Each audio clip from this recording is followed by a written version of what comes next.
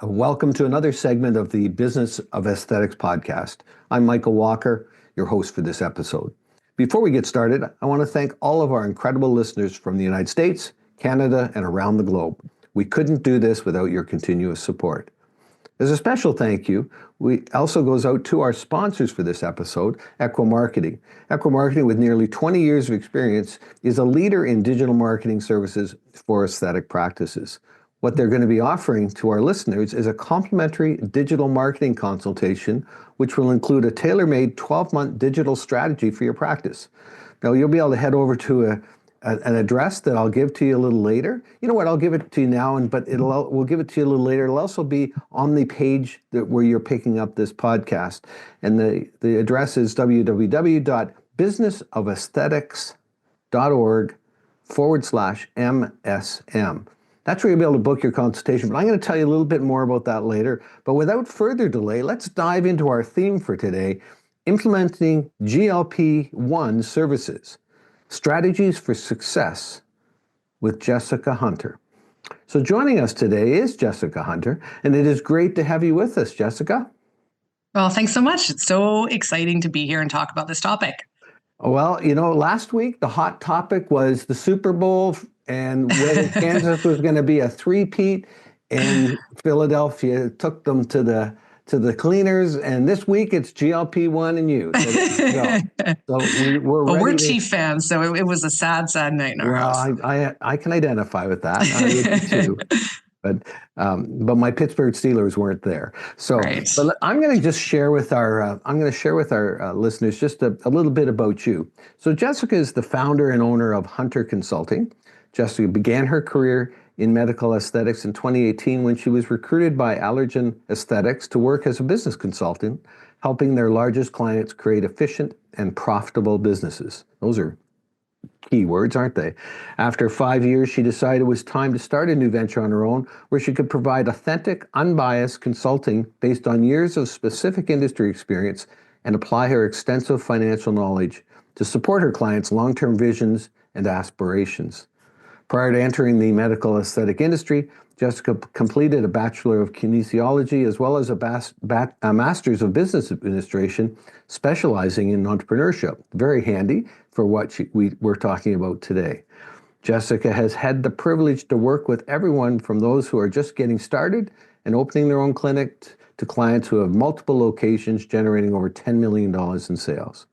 Her understanding of how to create and establish profitable treatments, staff, and operational systems has allowed her to help her clients increase their profit margins and revenue capabilities.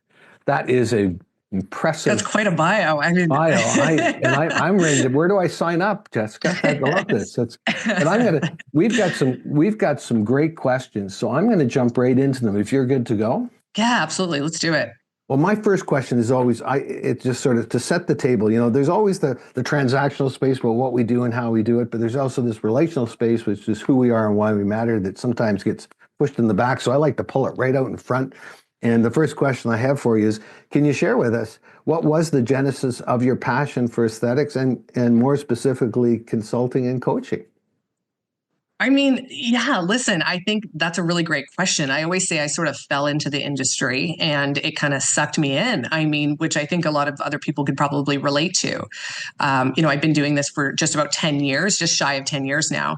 And I came from the medical space. So I was more in high level corporate with, Fortune 100 companies doing strategic planning and high level marketing, managing sales teams, but in the healthcare space. And so when I came into aesthetics, it wasn't the same and it was a total transition.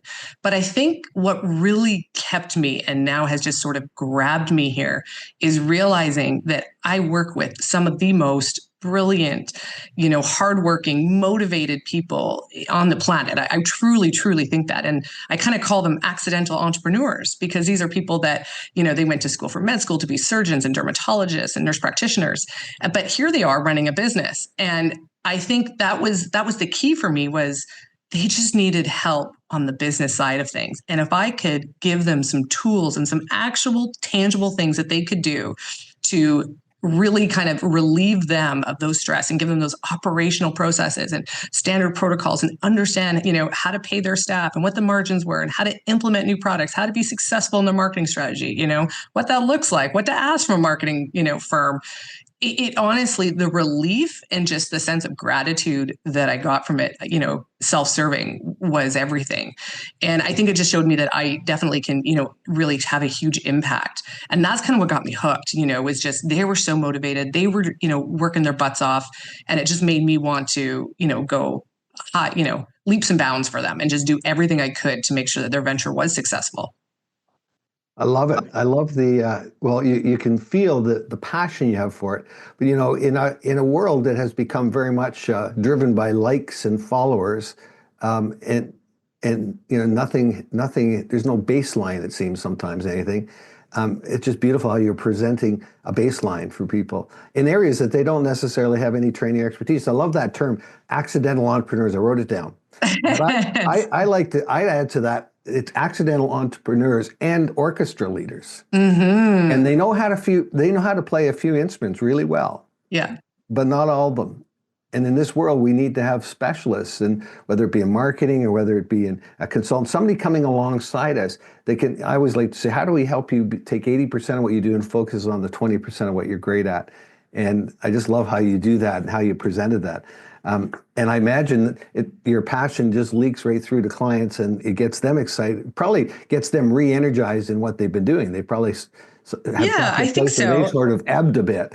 Absolutely. And I think it's one of those things where, it is hard to sometimes, reach out and ask for help. I think that's always the hardest part, to kind of say, what, I'm not actually, versed in this, or I don't have the background to really understand, my financial data and make really critical business decisions with it.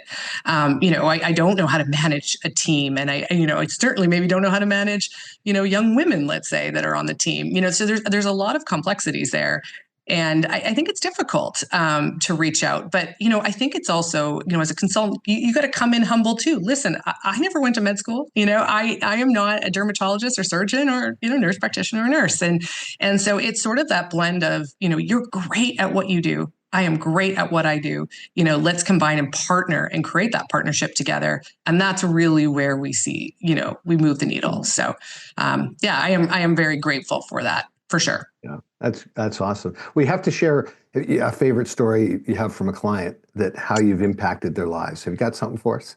Oh man, I listen. I feel really grateful to work with people for years. Some I've worked with, just for months, but and then they continue going on for years. I think one of the most impactful things is, helping someone exit their business. I think that's been really satisfying for me as well, in a way where they felt like the end result really allowed them to have the freedom. They didn't feel like they got the wool pulled over them. It was fully transparent on payouts and that kind of thing. But it was for, it was for partnership health reasons that they wanted to get out. And I love that. I love just being able to assist them to kind of go on to the next stage of their life. I think that was really great. I think another, real, thing that happens quite often, but if we're talking about a success story, is just being able to allow them to have these better communication relationships with their staff. And I think, building those relationships that I build with their team, and then letting it transcend to the owner and coaching them on how to, communicate effectively and coach their team. And then, that coming full circle, that's been really, really impactful as well. So I kind of, again, take a look more at the human side when we talk about really good success stories, because talking about increasing revenue and increasing profit, those are things that I hope that are, those are non-negotiables. Those are going to happen. I think that the things that really, really hit home and that I remember are a little bit more of those human interactions and those pieces that, you stick with someone forever. They'll never forget it. Yeah. And I literally have clients that have been with me pretty much from day one. And as I was saying, we were talking about earlier, we reach a place where the greatest value of having it's a coach, having a leadership coach or a mentor, having somebody to come along, a consultant come alongside you. For them, it's about that we reach this place where just the fact that they have an agenda-free space with me, that we can focus on what needs to get focused on, but it's up to them. We just it's like I love that. You put a plate of fruit on the table and you put a couple of lights on it. You see it in a certain way. I think our job is, Jessica, is to take those lights and move it and help curate curiosity without opinion, expectation, and judgment to see what that looks like for them differently and how if that's something they want to look at going towards. And I think that's and I love that word curiosity. I think that breeds growth and opportunity. And I think when we're curious about things and we're curious about different things in our business, that's what really allows us to grow. So anyways, I love that. I love that word. I think it really stems from good things happening. Huge. It's huge. Like a child 5, 6 years old will ask 300 questions a day. That by the time they're 12 years old, they're down to 14 questions, and then there's the odd one that got away. It's like literally we train it out of people, and curiosity, and we replace it with conditional curiosity, and that whole idea of unconditional curiosity is without opinion, expectation, and judgment, starting with myself. Because we're emotionally usually the problem that limits the curiosity, not the circumstances. And so it's just a beautiful opportunity. You were saying, you're talking about how you've added value to the client. I sat here, the words I wrote down: trust, confidence, passion, and vision. And we'll add curiosity to the list. Yeah, I love that. Absolutely. So our theme today is implementing GLP-1 services into your practice. And it's about, and it's about a discussion. We're going to talk about the in-person and virtual. And you may, as a listener, that GLP-1 may mean nothing to you right now, or it means something, but you really don't understand it, or have a little bit of information, or you're quite familiar with it, and you're either thinking about implementing. Where do I start? Where's the touch points I need to consider? That's what we're going to dig into today. So we're going to get right into that. And I'm going to ask, can you just unpack what this theme means to you and for our listeners, Jessica? Yeah, for sure, Michael. I think, as we discussed earlier before the podcast, I want to talk about this because this is probably the number one, for sure, treatment service that I get asked about in 2025. I mean, there's just no question. It is highly, and I hate this word, but I'm going to use it, highly trending right now in our industry. And it's really what our clients, our patients are seeking more information about. There's lots of curiosity about it. There's lots of, unknown kind of information out there. And I think, this is something where when I take a look at a client and I take a look at their practice and we're evaluating their injectables, their laser services, their different facial treatments, their skincare, that kind of thing, when we're looking about implementing something new, there's a lot of, due diligence and strategy that goes behind that. I'm not someone who's like, let's just do it. I really, really want to understand it well. I want to understand the logistics. And I, of course, want to understand the pros and cons and benefits and margins that go along with it. So I think when we're talking about GLP-1s, which really simplistically, you guys, is just, we're talking particularly today about weight loss drugs. So these are, the brand names that you're going to know, of course, or the drug names you're going to know, or semaglutide and tirzepatide would be the most, that we're most familiar with. And that's kind of what I want to just unpack a little bit about, okay, why would we bring this into our clinic? Who's it for? And then logistically, how do we actually do that? Because like I said, it's just, those are the questions I'm getting nonstop. So I thought if I could give some tips and tricks and some information to help you sort of move that along, I would be more than happy to do that. Okay, awesome. Well, let's just kick it right off. The first question I want to set that up with is, so why are GLP-1 services becoming such a hot topic in aesthetics and medical industry, and what are the opportunities that they present? Yeah, I think they're a hot topic right now because, in the aesthetics world, it is no longer like it was 10 years ago, just about your face. It's a holistic approach, which is a full body sort of idealistic plan. So we have all kinds of things, GLP-1s being one of them, wellness shots, hormone therapy, body contouring, still in the mix there. We have a whole bunch of opportunities where people are saying, hey, I don't want to just, take care of my face. I also want to be healthy. I want to look great. I want to feel great. And I want it to be a full body transformation or full body outcome. And I want to do it with someone that I trust and respect and care about, which is you, the clinic owner or clinic provider. And so there's the opportunity right there. Your clients, patients are finding this information somewhere. They're online. They're talking to their neighbor. They're talking to, the other mom at hockey. They're interested. And so that's the first thing, that's kind of happening right now is people are hearing about it. They're not really sure about it. They're not really sure if they're the right candidate or if they could be. But they're really, really interested. And I think the other key piece here is the person who's really interested is already walking through your door.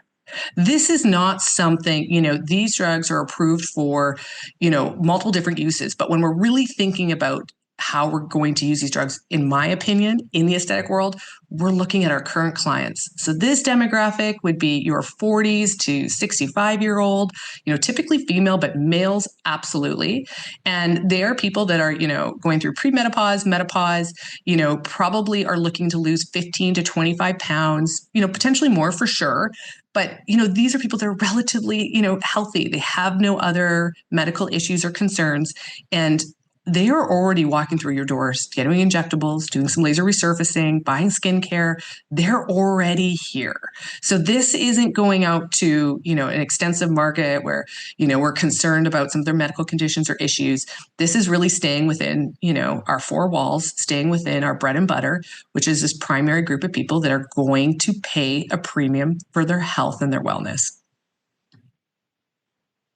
So you said that the target audience is 40 to 60 and the weight loss around 25 pounds. Is that what I cut? Yeah, again, these drugs absolutely can support someone to lose a significant amount of weight. I think when I'm trying to kind of implement this with my clients and we're just starting out, I try to really narrow that focus of, listen, we're not going after the whole population. We don't need to. Somebody else can do that. We want to kind of stay within our bubble. We want to stay within our target market. Our idea is definitely to attract people that we're already attracting, that already have the same sort of concerns. And we're just offering another service to them. And I think if we kind of put it and we put it in that bubble, I should say, and sort of that demographic, it's a lot easier to digest. A lot of those other concerns come away. And I say, we can go through this a little bit more, but when we're really thinking about that patient and kind of accepting them or, allowing them to kind of come into our program, let's say our weight loss program, we get to say no if it's someone that we wouldn't feel maybe that, uncomfortable taking. And we have to be okay with that. And there's such a huge demand, such a huge population of that little target segment that we're okay with that. That's absolutely fine. And so that's kind of why I say, really drill it down to who you're actually trying to go for, target segmentation, my favorite thing, and be really specific about it, and that will obviously, I think, put a lot of practitioners at ease as well when they're first doing this. Yeah, so because as we're going to dig into some questions that are going to be a little more hands-on. So we're not trying to introduce this to the whole world. That's always we really want to, and really in some regards, an existing client we already have established trust with them. We already have confidence. They are you're saying something earlier. You're talking about that idea of look great, feel great. I always say there's three pieces. It's look great, feel great, and be great. And you use that idea of the full body, and I look at it from what conversation I've been having in this community is this idea of holistic wellness. Yes. And holistic wellness to me means mind, body, and spirit. Mm-hmm. And people are looking for that as a holistic wellness experience. But look great is mind, obviously. The feel great is body, and be great is spirit. It's health. And so it's that holistic. So with these people already coming through your door, there's this opportunity, and it sounds to me it's about, geez, no, if I'm going to do this, I see that I can see some potential. I've got some people. How am I going to approach this? So the next question that just naturally flows into this, I'm thinking, is what are the key steps a practice would take when implementing GLP-1 services? And we're going to talk about this, I think, from what you've shared with me, both in person and virtually. Yeah, absolutely. So I really like having multiple opportunities for patients to interact with you for this particular service, for sure. And I've seen it be highly successful, to be perfectly transparent. I think, the reason too I like this service for a lot of my clients is there's no capital equipment, or there's no, real capital influx that we need to kind of invest into the business typically. This is just another service that we can sort of bring on that is our same demographic, our same clientele.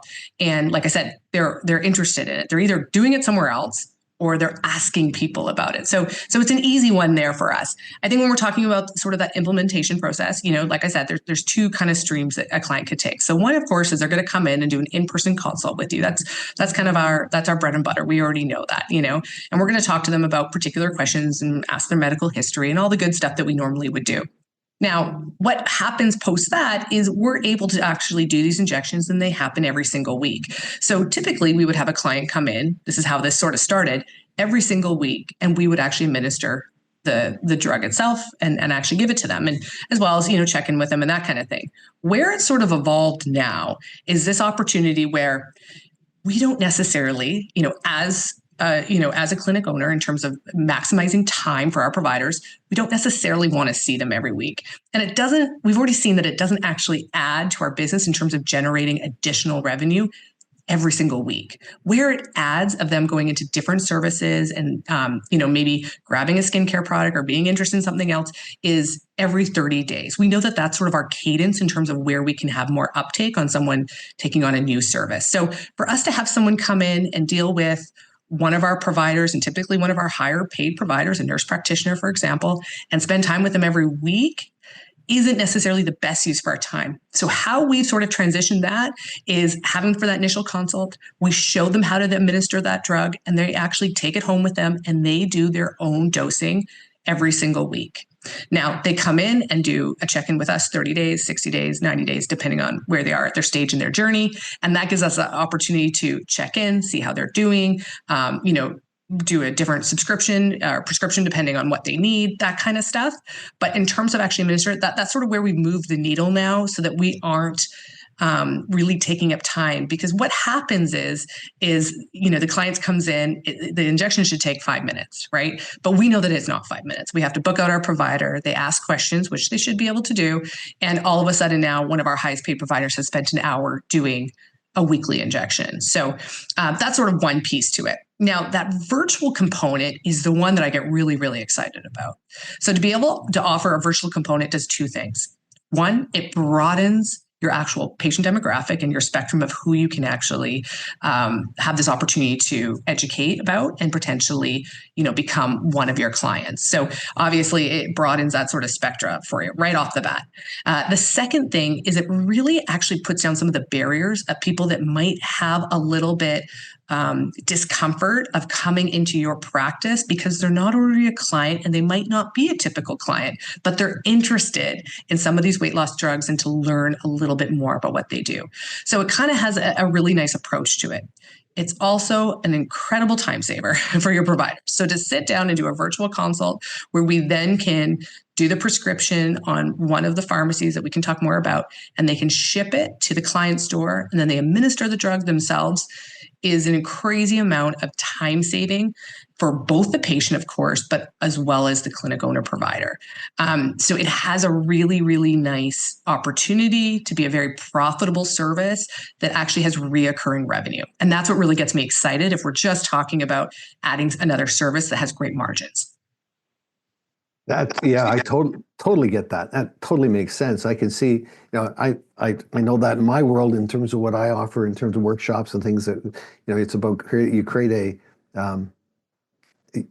well, I think you said something, I think it's a word that keeps coming up, and I hear it, and we talk about the consult, and we talk about the consulting set, or we're going to sit down, have this consult with them. I'll throw this out. I just sort of think, I feel like that language has to change. I think we should be having wellness conversations that incorporate, like questions like, so what do you want your story to be in 2 years from now? When you look in the mirror, you're not familiar, you've had a baby or whatever that, I've heard some of the stories, and what do you want your story to be in 5 years? What does that look like? And it feels like it's like broadening, like creating a space to unexpectedly delight the customer. But it probably it's how and therefore, as you say, some people are not traditional clients that are going to come in yet. Yet. You're exactly right. Yet. I mean, so it's definitely has that opportunity to bring in someone who may have just not come through your doors. We know that there is a segment of people that first sort of entrance into our world, that entrance into medical aesthetics, it takes them anywhere between 6 to 9 months to really fully commit, make an appointment, and walk through our doors. There is a lot of time that goes into thinking about, if they're ready for this journey. It's gotten faster in 2025. There's no question that when I was first in the industry, we had a lot of hesitation. There was a lot of barriers to that. We've come a long way in the industry, that's for sure. But you're still going to find somebody who might not be our typical injectable client, for example, who has going to have an interest in this. And it's going to build that trust and that loyalty and that confidence in you as a provider through a virtual consult, through our virtual sessions where they can talk to you about things, and you guys can go through that amazing journey together, and they get some really great wins from you and with you, feel good about themselves, that yes, it will transcend into what else do you do? And so that's a really fun way to look at it. It's just like, again, another opportunity to reach a different demographic that you may not have already. It's also, this opportunity where we have to listen to what our clients want. Not all of our clients have time for this. Okay. Not all of our clients, have time to come in, sit down, have the consult, come in for weekly injections. Like, we just have to be realistic about that. And I have that conversation a lot with my clients, and saying, I understand that this is what you've always done, but it's evolving and changing because people just don't have the time or value that with their time to just come in and do that when they know they can do it themselves at home. And we can support them along that journey at home. So it's not that we don't offer it, but we have options. And I think that's really, really important in today's day and age and in medical aesthetics. We have to have options for our clients. Yeah, and it really comes down to the idea that this is not a one-size-fit-all environment we're in anymore. And so you have to, really curate or really, like, I know that with Equimarket, I know that one of the things that they found great success is these little 45-second videos.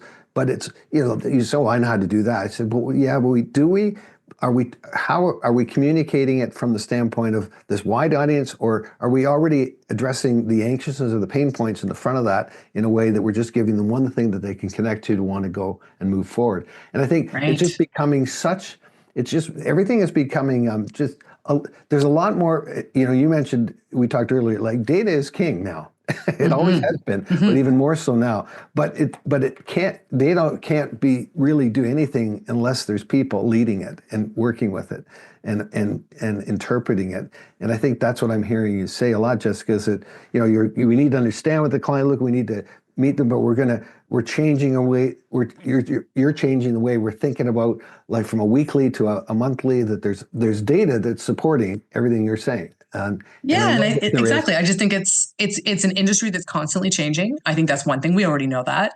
And we just have to be on the forefront of that, because you will find, like I said, the biggest challenge when a patient doesn't come back is they don't tell us why. They just don't come back.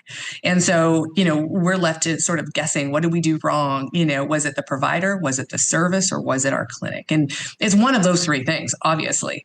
But, that's the biggest struggle for us, is when someone leaves us, why didn't they come?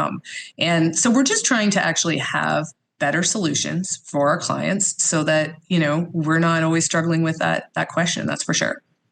I was just talking the other day with another aesthetic practice, somebody doing a podcast, and they have a concierge, a wellness concierge. Mm-hmm. And I love that. It's really like a hotel. It's like the concierge of a hotel that can provide but they also do the follow-up on clients that have not returned. Sometimes you can have a conversation, sometimes you can't. We've got different points of contact now that it doesn't have to be as threatening as a phone call, a text, but it's about, absolutely. And it's been just, they've been surprised at how many people, when they were touched that way, they said, after thinking about it, I think I was rash, or I want to come back. And there's just all these wonderful opportunities that we have available to us, but we have to just be, the word I love, is one of my favorite words, is we have to be more intentional. It's one thing to plan something forever. Like, as a man, we tend to do stuff forever. But what's one thing we can do right now, like today, while you're listening to this podcast? I'm hoping you're catching something. You've already written something down that says, hey, that is it. That's the thing. I could start doing that right now. We could do that tomorrow. We could set this up, and you're actually making that note, because what happens in these things, there's all this great stuff. We're having this great conversation, 45 minutes of great stuff, but you're not going to retain it all. What are you going to retain, and what is it that you could be, here's my word, what is it you could be intentional with that's going to change your tomorrow? And I just encourage you to be doing that as listeners, because it's I can already feel that I'm sitting here, geez, I could, how we are approaching this is very practical and logical, but there's a lot of moving parts, and you probably need some support in this as well. But I want to talk a little bit about, and as far as we don't want to get into deep into numbers and stuff here today, Jessica, just the idea how clients should approach dosing, pricing, profitability, integrating GLP-1 treatments. Yeah, I think the pricing thing is what kind of throws people off. I think that's sort of where they're like, I'm not really sure how to do this. And again, without getting really into the dosing and, the sort of the vial amounts and all those kinds of things, here's my tips for you right now to literally take something to run with and maybe implement into your clinic tomorrow, which would be amazing. Is the first thing is think about what a starter program would look like for your clients. And you're going to have to create one, both with a semaglutide, both with a trizepatide, or those are your offerings. And it's sort of this plug and play for the traditional client that you may be dealing with. And the reason I say this is a really good opportunity for you to sort of create their plan for the next 3 months with you, what that sort of typical dosing looks like. Because if you're a provider who does this, you probably know what I know, that the dosing is for someone just starting in sort of that age range, and a healthy individual is very typical. And so we can outline what that looks like, especially someone just starting. And so what that dosing would look like, and that starter kind of package of, okay, here's your commitment. We're going to commit to do this. We're going to do this 3 months together. Here's our dosing. Here's how much medication it is. Here's what you're going to do every single week. Now, we're also going to layer in these supplements. Here's our suggestions. Here's the other supplements that are going to help you with that. Here's our check-in points. Here's when we're going to talk. Here's when we're going to reevaluate how you're feeling. And I have clients that do a really nice job of also incorporating, okay, here's a little bit of, meal planning. We know we need, X amount of grams of protein per body weight, for example. I know that you might, have some experience too of, other issues that might arise, or what is some of the, common sort of, symptoms that come. And so let's be proactive about that, which is definitely always my word in this industry, is just be proactive about things. Because if we already know something's going to happen, I'm not sure why we're not transparent with our clients. So for example, if we know there's going to be a little bit of nauseous or we're not going to feel so great, let's be transparent about it. We're just outlining the expectations. Here's what you can expect. It's absolutely normal. Here's the solutions or opportunities for solutions that we can provide you to make this journey as amazing as possible. And so that's my first recommendation, to create that sort of starter kit. It has a set price, and it's got a lot of added value in it. You want to create something where they're obviously, gaining trust and loyalty with you, but there's added value to then just versus going out and getting the medication online without the support, without the additional sort of resources. You want to create more value in that versus something like that, for example. So that's the first piece. And then I think the second piece, as clinic owners, managers, practitioners, you have to decide sort of what your objective is with this service. Are we trying to do a membership program where someone would come in, or, virtual or in person, and pay a monthly fee and get a certain amount of medication? That's something we can absolutely do, okay? The other option to that would be charging per vial, because as we know, the dosing will change. So those are two options, but you need to price both and have a really good understanding of what the dosing is, how much you're paying for that medication, and what that would look like. Because one of the biggest mistakes you can make is say, hey, we're going to do a membership program. It's going to be, $400 a month. But as we know, the medication for the first 3 months is, of course, lower than maybe what they'll go to month 4, month 5, or month 6, because it, of course, increases. And then maybe it goes down again when they're in a maintenance. But it fluctuates, is my point. So you really have to understand what you're paying for everything, what that typical dosing will look like, what it could look like, so that your margins are really on par. So you don't have months where, your margins are 10, 11% versus sort of that 60, 65% that I want you to be aiming at. So there's a couple different variations there, and you have to kind of consider what your objective is as a clinic. You can do both. You can do one or the other. I've seen one or the other or both, as well as many, many clinics. That was a lot, probably. No, that is perfect. I guarantee there's people going, that's what I needed to hear. They want more. But if you want more, then that's when you need to reach out to Jessica. I'm not sure because we don't. I'm always happy to share. It's just I don't want to give you guys I don't want to inundate you with too much stuff, or you're listening and you're driving to work and you don't have that opportunity to really digest it. But yes, obviously happy to drill down more. And I'll be giving you a way to contact her closer to the end of the podcast. So don't worry about that. You don't have to think, oh my God, when's that going to happen? I think we cover those kind of things.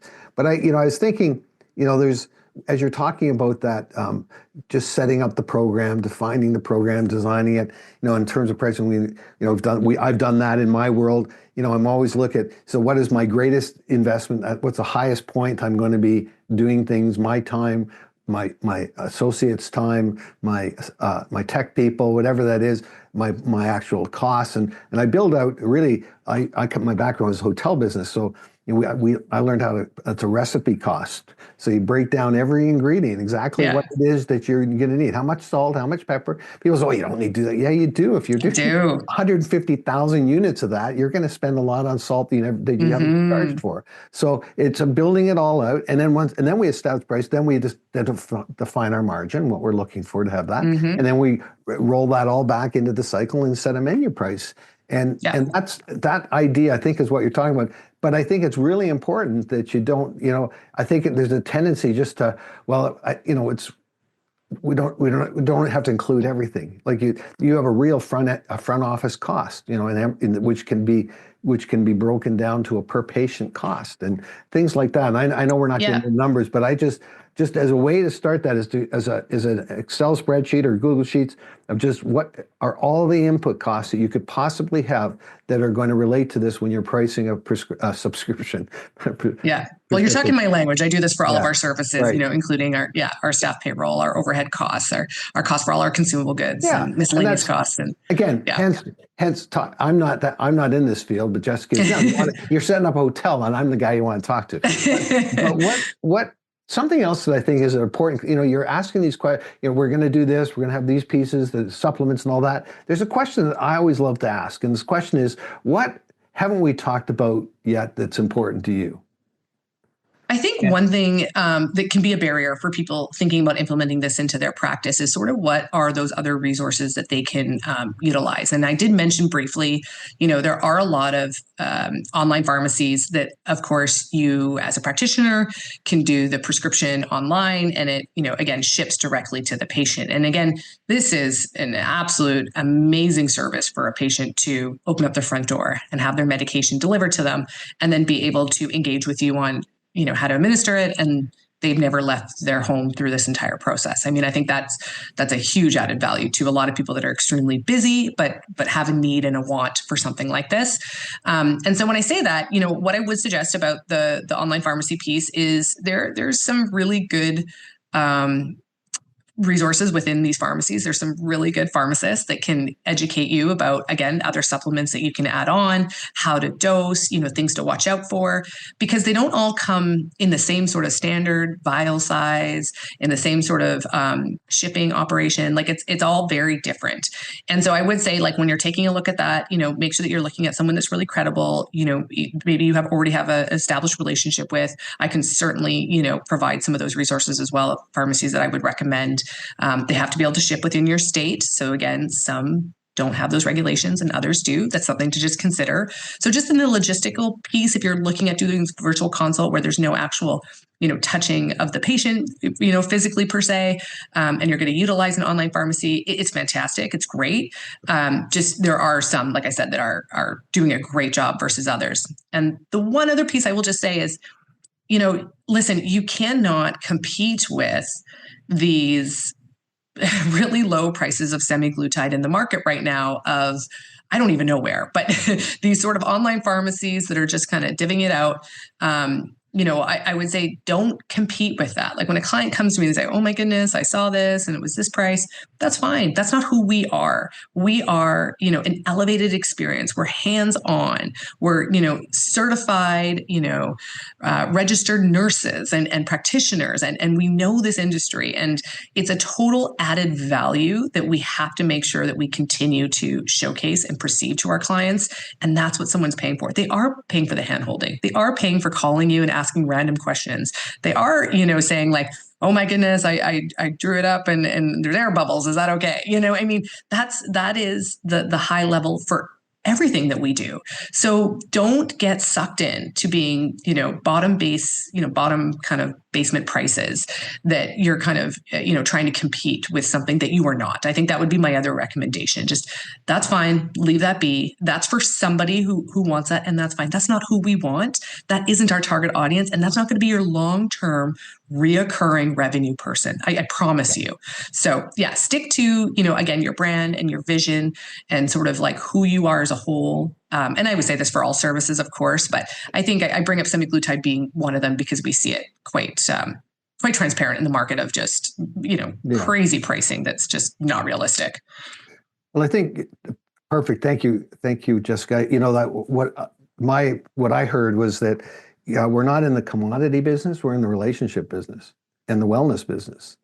My wife manages, I mentioned to you earlier, a chain of health food stores, an independent chain of health food stores that so far that they have to compete with the Whole Foods, all the big stores who are just doing the commodity thing. They pay lip service to providing services, but my wife's with the company, they double down on their knowledge, on their accessibility, and providing that connectable relationship piece with people, and answering questions, be able to do things, and they've actually held market share and taken market share back. And I think that's can happen in this industry is that, just don't chase the giants. There's a Bible story about that.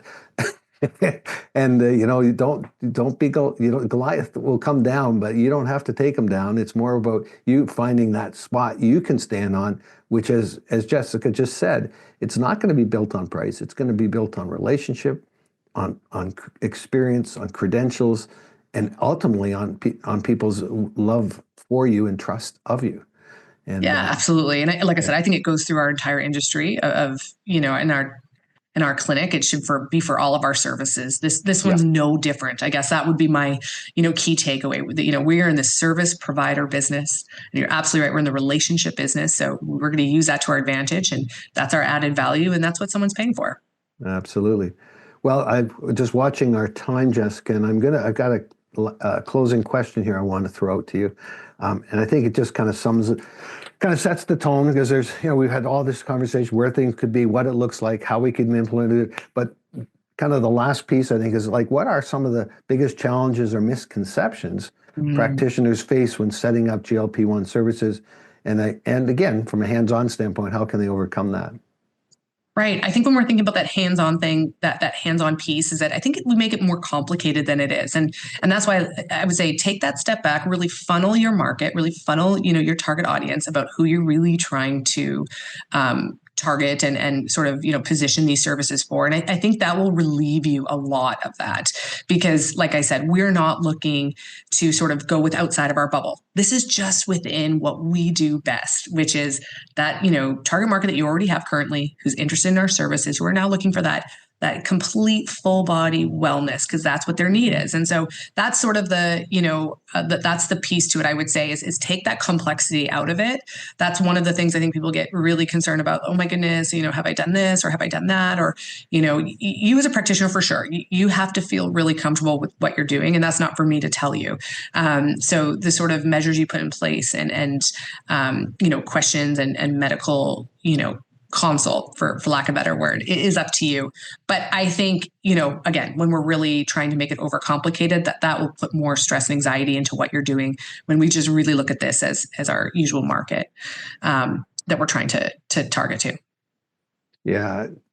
Keeping it simple, we just overcomplicate it, and people aren't overcomplicated. We've gotten that way, and now the internet has just fueled that. And there's so many choices, so much research. But I think one of the big things is today what is true and what's not, what is real, what isn't. And some of you talk about these low prices and different things. Is that really a low price, or is that just a price that's being put out there to fish for you to get to when you find out delivery is twice the price of the. Yeah, exactly. And I think to your point, when we're talking about even, marketing this, like, clients will say, like, how do I market this? Like, how do I go to, how do I present this to the world that this is an offering that I now have? It's not unlike anything else that we've already done. Great before and afters, a great patient testimonial, someone sharing their experience. It's just like any of our other services we would offer, except actually more impactful to have someone share their experience or have a testimonial or have a before and after. But it's exactly the same that we would market anything else. And I think that's an important piece to sort of note as well. This is no different. Don't have to make it so complicated. And, having, again, a practitioner who really believes in sort of that full 360 approach, right? Understanding someone's, mental health and their wellness. And that can be a really added value as well. Someone that's going to come in and listen to the patient and make sure that, of course, that they're giving them something that they feel like is going to be significantly impact a change in their life. Yeah, excellent. Yeah. I had a stint where I sold vacation homes. I won't describe anything more than that. I'll just leave it at that. But I did learn something from that. It did make a lot of money on it. But what was interesting was that we led with the pain points. So we said, somebody would come in and we're buying.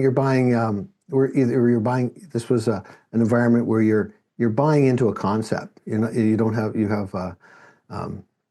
have shared ownership. But ultimately, we would start off saying, welcome, great to have you here. I bet you got a lot of questions. I bet you like what really is this whole thing about? What's not being said? What's hidden? What is it that I'm going to have to do? What is available? And I'm sure, and there's probably more questions. And I just want to let you know that my job here is to just help you have answers to those questions in terms of making decisions, in this case, about what wellness looks like for you and how you'd like your story to be in 1, 2, 3, 4, 5 years from now. And then the line was, does that make sense? That was the key. Yeah. And to say, as soon as they say yes, you've psychologically moved over to your side of the table. Mm-hmm. And but it's not. It could be manipulative. You could do that and take that in the wrong way. But we're not. That's not what we're doing here. Because then, let's talk about which parts do we want to talk about. So I think to your point, it's okay. It's this willingness to come into the conversation and not have, I don't want this. I don't want. That's fine. We want to know that. Am I going to throw up from this thing? Yeah, it's quite. 72% of people do. So unless you're the 3.8 people that don't, then yeah, you will. But 2.8 should be able to do my. But I think that's so important that people. It's just this idea that from what I've heard, a lot of the conversations start very transactionally in the consult. And I just feel, but you've got all this data and all this information, but how do we start with the relational? And particularly with people we already have a relationship. This is low-hanging fruit all day long. Absolutely. I mean, we could talk about the consult process and how to really put this service in there so that it's very fluent in terms of understanding if someone's interested in this or has interest in it. For sure, we could talk about that all day long, probably, but. We'll get Jessica. So that's when you want to reach out to Jessica. And these are the kind of moving parts that this is why you're an expert at what you do. You're great at what you do. This is why you bring in other skill sets to set yourself up for success, because nobody's a Heinz 57. If they are, they're probably not very successful at it, and they're overwhelmed, and their marriage is falling apart, and they just they're like. But that's another story. But our time is coming to an end, and I want to thank you so much, Jessica, for joining us today and sharing your insight with us. No problem. It's been great. Yeah, and you can reach Jessica at her website. So that is hunterconsultingservice.com. That's easy to remember. hunterconsultingservice.com. And you may have questions about something. I know that she's willing to share what she knows. If there's some questions specifically you have for her, you reach out to her, and it may be that it's not necessarily, maybe that you're looking for some support with her in a more formalized way. I know that is available too, but at the end, but this isn't trying to. Her passion for being here is, she shared with me before we started, wasn't here to try and leave her new clients. It was about to share something that she's seeing that is changing how businesses are competing and being more successful in the marketplace. And the owners and the staff are enjoying coming to work more, if I was to simplify it. Absolutely. I'm happy to answer any questions and try to give any sort of information that could get you on your way to implementing, GLP-1s or anything else for that matter. That just happened to be the hot topic of today. That's our topic today, yes, and we did a great job of covering it. Thank you so much, Jessica. So I want to take a moment, though, to thank our listeners. We appreciate every one of you. A big thank you also goes out to our sponsor, Echo Marketing. Well, I mentioned, if you're not familiar with them, they're experts in digital marketing for aesthetic practices. And speaking of marketing, we have today's marketing moment. And the question is, are you responding to your Google reviews within a week? Leaving responses too long can actually generate negative reviews, and reviews are an awesome opportunity to reinforce your brand and your people. And speaking of opportunity, I want to remind you of that free digital marketing consultation I mentioned at the beginning of our podcast that's being made available to you with your digital marketing planning and activation. You can book your consultation by going to, as I mentioned before, www.businessofesthetics.org/MSM, or you'll also find it here on the pod where you picked up your podcast. It'll be there as well. But for me, whenever something like this comes out, and this is just my life and experience, I always ask myself two questions when an opportunity like this comes ahead. First question is, what's at risk to accept the offer? Well, in this case, it's just your time, because there is no cost and there's no hook and there's no twist. There's nobody trying to leave or anything. This is just how we know that there's value that can be shared, and Echo Marketing wants to share it. The second question is probably the more significant one. So if the first one is what's at risk to accept the offer, the second one, what's at risk not to? And I'll leave you to ponder that and consider that for yourself. So if you like our podcast, please share it with your friends and colleagues. What a great opportunity to set somebody else up for success. Also, please don't forget to leave us a review. We love reviews. We absolutely love reviews.